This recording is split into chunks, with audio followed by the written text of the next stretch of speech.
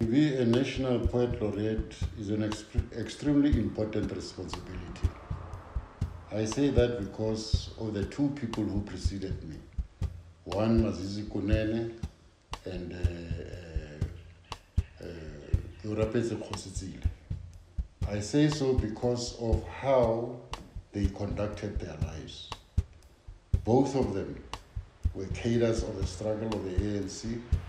Both of them were extremely committed to the liberation of our people, to the liberation of our country. And they were committed in such a way that the issues that they were raising about how South Africa must be liberated would have united everybody, black and white, and created a country where there's a very rich diversity, a diversity which must inform us how a people live out what our people have said, mutu ki mutu ka batho, and they were also committed as poets. Both of them have produced volumes of poetry, which is a legacy, their legacy, which is our legacy as a people, which we should at all times refer to. And when I come to this, I hold a serious grudge against our government for the fact that it does not recognize South African writers, whether they are novelists, playwrights, a person like Gibson Kente, or they are in filmmaking and so on. But that's a different story. The most important thing about being a poet laureate is to understand that we've been given a responsibility in a country which in itself is it's poetry, among a people who themselves are poetry. They are a poetic expression, our people in this country. But also, it is very important, it is a very important responsibility in the sense that poet laureates must at all times make a statement about the condition of the country. In my view, in my experience, and in my turn, when I was chosen as a poet laureate, I entered into a long conversation with somebody that I highly, highly, highly respect and hold in awe for myself, O.R. Tambo. And I produced this thing called Sikahlela O.R. And it is my conversation with O.R. about our country. At the point at which I became the National Poet Laureate, our country was in serious trouble. Our country had been seized by counter-revolutionaries who were stealing, who took our organization, our most glorious organization, and shifted far away from our people to the extent that our people were angry with the organization.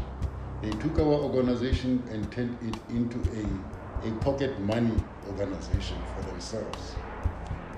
Not only that, they were destroying everything which were gains of the revolution that was conducted through sweat and blood, where people paid with their lives.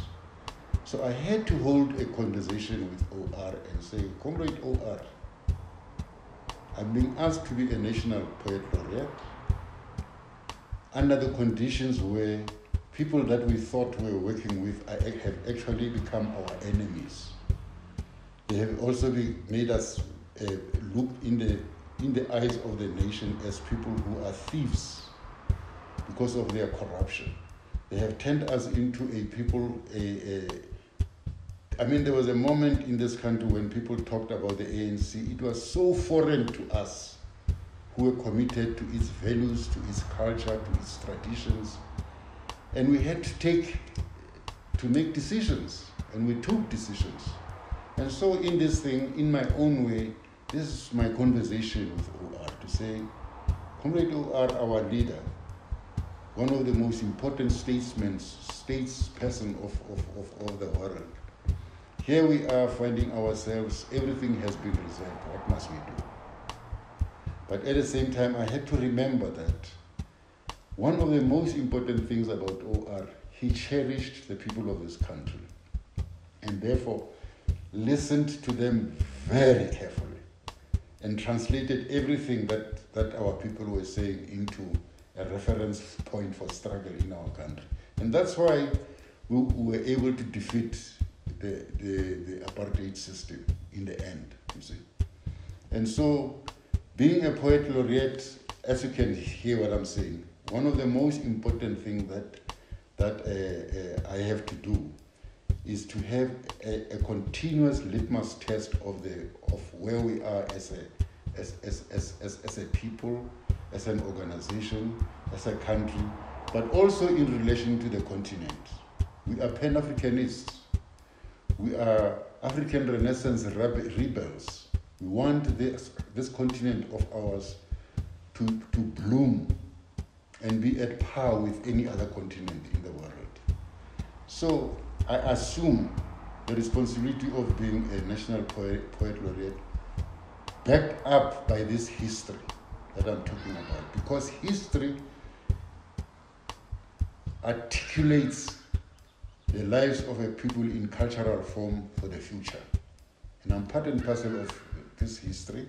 I'm part and parcel of churning out ideas of culture in our country such that our people, through the diversity of the nation, articulate a unity of differences which have worked out how they are not in contradiction but continuously complement each other. And if we can do that as South Africa, we are really articulating the whole world, because the world is very diverse.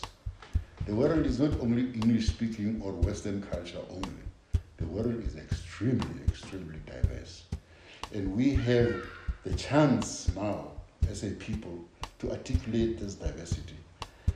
And therefore I feel that I operate within a context which is extremely rich, historically, culturally, and in terms of heritage, and in terms of belief systems. This is where we are, where I am now.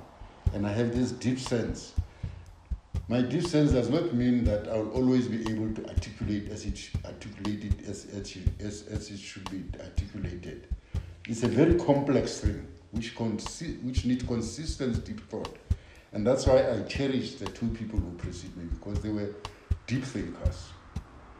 Both of them were very bright people. Both of them were extremely committed. Both of them had made sure that intellectually they reached the highest bar in the intellectual acumen. And so this is the challenge that they've set for me, which I accept.